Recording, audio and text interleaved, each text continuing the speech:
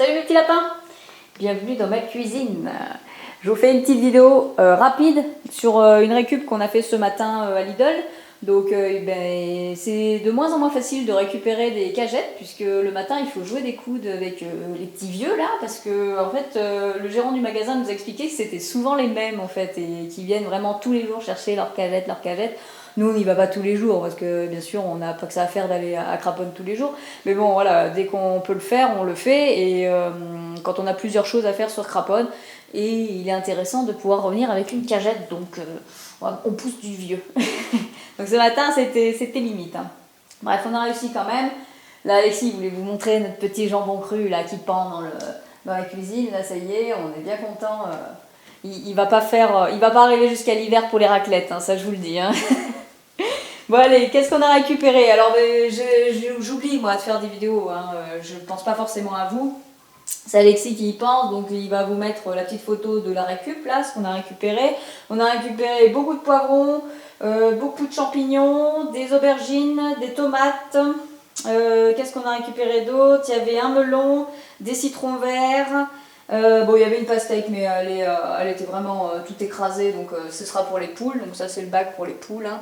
Et bien sûr, avec le surplus du jardin en courgettes, j'ai dû en donner aux voisins tellement j'en ai. C'est de la permaculture humaine, ça, le partage. C'est ça. Faudra demander aux voisins de Damien s'ils bénéficient de courgettes comme les nôtres. Je pense que oui. Toi, t'es gentil, toi. Bah oui, les courgettes quand même. Et donc du coup, la petite ratatouille, donc je vous ai pas fait la recette, hein, mais c'est très simple. Du coup, faut que j'arrête de dire du coup, c'est chiant.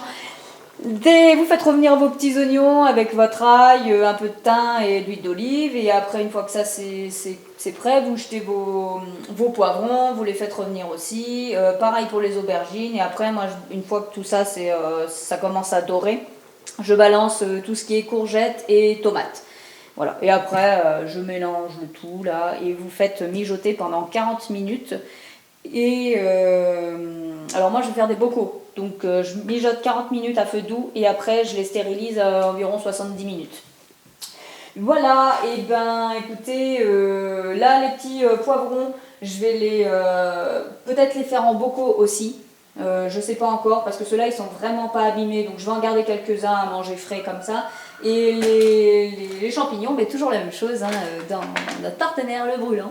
On va faire sécher du champignon parce que, alors si j'ai un peu de place dans mon stérilisateur pour combler cette place et pas faire chauffer l'eau pour rien, je ferai des petits bocaux de champignons entiers.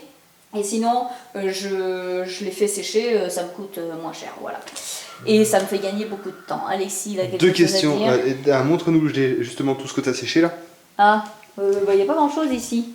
Ah bon? C'est où que tu mets là? Non, alors il y a encore les champignons et les courgettes, j'en ai utilisé pas mal. J'étais feignasse avant qu'elles arrivent celles-ci. Du coup, j'ai utilisé celles que j'avais fait sécher. Là, j'en ai encore ici.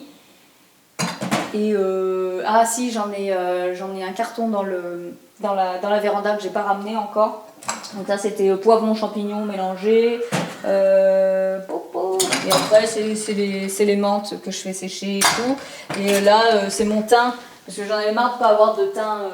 J'avais que du thym frais et le problème, je trouve que le thym frais a bien moins de goût. Donc j'ai fait tout un frigo de séchage de thym et au moins tu vois, j'ai plein de thym d'avance. Je suis bien contente. C'est vraiment, ce brûlant, c'est pas parce que c'est Gérald, tu vois, qui nous l'a passé que j'en fais une bonne pub. C'est vraiment que c'est juste génial, quoi. Gain de temps, gain d'énergie, gain d'argent, gain de place, tout ce que vous voulez, quoi. Une dernière question, la viande qu'on a récupérée, tu l'as... Je l'ai pas faite encore. On a encore récupéré aussi un sac de viande hier, donc on l'a récupéré, je sais même pas quand. Tu sais comment tu vas le faire ça? Eh ben, faut que je regarde ce qu'il y a dedans. J'ai regardé vite fait là à l'œil.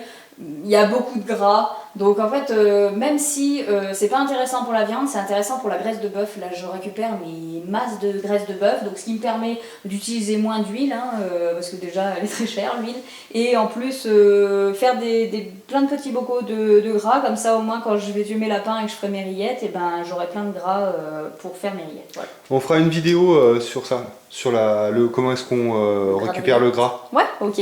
Et ben voilà, tu veux le mettre à la suite de celle-ci? Non. Ok. Bon, et ben écoutez, n'oubliez pas surtout de vous abonner pour pas louper la recette avec le gras. Et mettez des petits pouces bleus si vous avez aimé cette vidéo. Je vous souhaite une bonne journée. Bisous mes petits lapins.